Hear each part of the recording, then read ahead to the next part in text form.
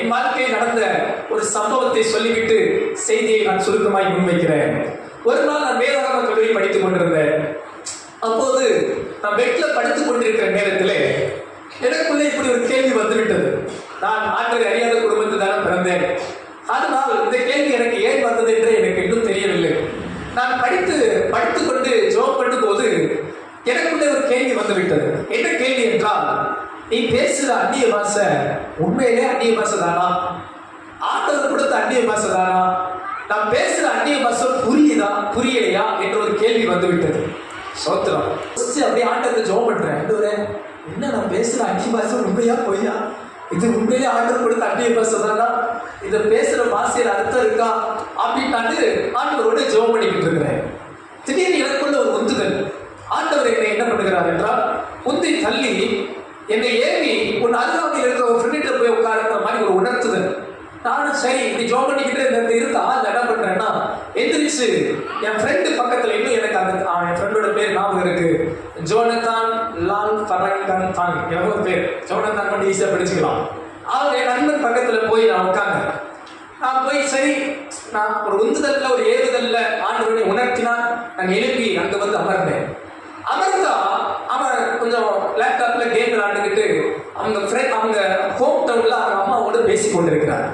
போன்ல பேசுறேன். நான் வந்ததையும் அவர் நிப்பாட்டிட்டு என் கூட பேசுறது கேட்டேன். இல்ல நான் சொன்னேன், நான் சும்மா உட்கார்ந்து இருக்கிறேன், நீங்க உங்க வேலையை பாருங்க அப்படின்னு நான் சொன்னேன். அப்ப அவர் பேசி கொண்டிருந்த நபர் அவங்க அம்மாவோடு அவங்க தாய்மொழியில் பேசி கொண்டிருந்தார். அவர் மேகலயா நாட்டை சேர்ந்தவர் என்று விசுவாசிக்கிறேன். மேகலயா இந்தியா தான், வெளிநாடுல. இந்தியாவில் மேகலயா என்கிற ஒரு மாநிலத்துல மலைவாழ் அவங்களுடைய சொந்த தாய்மொழியில் பேசிக் கொண்டிருந்தார். அவங்களுடைய லோக்கல் ட்ரைப் லாங்குவேஜ் அந்த மொழியில் பேசிக் கொண்டிருந்தார்.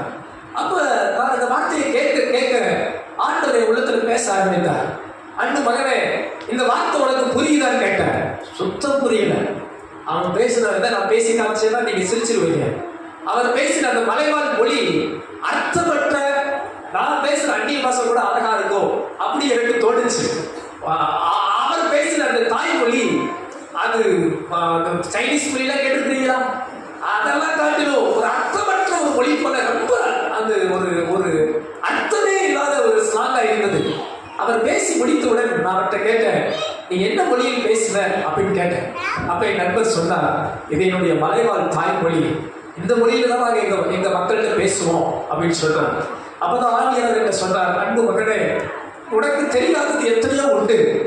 இந்த மொழி அந்த பெற்றோருக்கு புரியுமானா, நான் உன்னை நிரப்பி உன்னை அபிஷேகித்து உன் நாவிலே கொடுக்கிற அந்நிய பாஷையும் என்னோடு உறவாட, என்னோடு நீ பேசுவதற்கு உனக்கு நான் தந்திருக்கிற கிருபை என்று கர்த்தர் சொன்னார். கரங்களை உயர்த்தி ஒரு ஆமென் சொல்லலாமா? அல்லேலூயா.